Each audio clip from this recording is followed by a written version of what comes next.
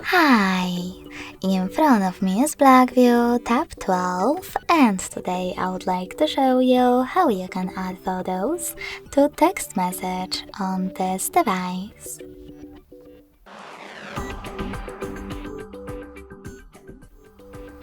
First of all, open Messages app and tap on one of your chats. Then choose this icon with a photo and a camera located at the bottom left corner. Now just click on all of your photos that you wish to add, or select Gallery section and choose them from here. Lastly, tap on Add at the top right corner.